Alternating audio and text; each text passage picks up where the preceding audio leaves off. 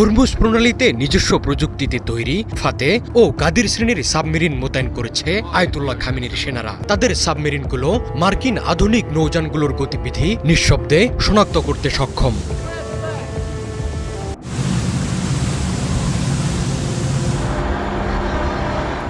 সমুদ্রে আমেরিকার বিশাল নৌবহরকে মোকাবিলা করতে গেরিলা কৌশল নিল ইরান। সরাসরি সংঘাতে না গিয়ে সাবমেরিন দিয়ে মার্কিন বহরে অতর্কিত হামলা করবে ইরানি বাহিনী। সমুদ্রপথে মাইন বিছিয়ে বাণিজ্যিক জাহাজ ও শত্রু জাহাজকে ভরকে দেওয়া তেহরানের অন্যতম প্রধান শক্তি। এই শক্তিকেই কাজে লাগাতে হরমুজ প্রণালীতে নিজস্ব প্রযুক্তিতে তৈরি ফাতে ও গাদির শ্রেণীর সাবমেরিন মোতায়েন করেছে আয়াতুল্লাহ খামেনির সেনারা। এই যুদ্ধ কৌশলের মাধ্যমে বিশ্ব অর্থনীতির অন্যতম গুরুত্বপূর্ণ রুটটিতে নিজেদের অবস্থান আরও জোরদার করল ইরান। বিশ্বের মোট সমুদ্রজাত তেলের প্রায় ২০ থেকে ২১% এই হরমুজ প্রণালী দিয়ে যায়। ইরান এই সরু জলপথকে একটি স্ট্র্যাটেজিক প্রেসার পয়েন্ট হিসেবে ব্যবহার করছে। এই অঞ্চলে সামান্য উত্তেজনাও তেলের দাম ব্যারেল প্রতি $10 থেকে $12 বাড়িয়ে দিতে পারে, যা ইরান একটি অর্থনৈতিক অস্ত্র হিসেবে ব্যবহার করছে। ইরানি নৌ কমান্ডারদের মতে তাদের সাবমেরিনগুলো মার্কিন আধুনিক নৌযানগুলোর গতিবিধি নিঃশব্দে শনাক্ত করতে সক্ষম।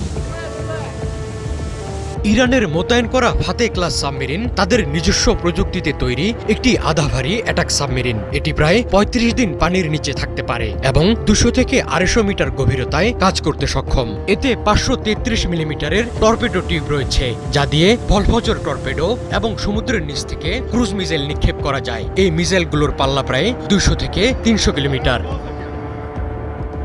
অপরদিকে গাদির ক্লাস মিডজেট সাবমেরিন আকারে ছোট হলেও অগভীর পানিতে চলাচলের জন্য অত্যন্ত কার্যকর। ছোট আকারের কারণে সমুদ্রের তলদেশে লুকিয়ে থাকা এবং রাডার ফাঁকি দেওয়া এর জন্য সহজ। পশ্চিমা বিশ্লেষকদের মতে অগভীর পানিতে এগুলোকে শনাক্ত করা অত্যন্ত কঠিন। এটি মূলত অতর্কিত হামলা, মাইন স্থাপন এবং বিশেষ বাহিনীর কমান্ডোদের যাতায়াতের জন্য ব্যবহৃত হয়। ইরানের সাবেক নৌপ্রধান রিয়ার অ্যাডমিরাল হোসেন খানজাদি গাদির সাবমেরিনকে দ্বিতীয় বিশ্বযুদ্ধের জার্মান ইউবোটের সাথে তুলনা করেছেন।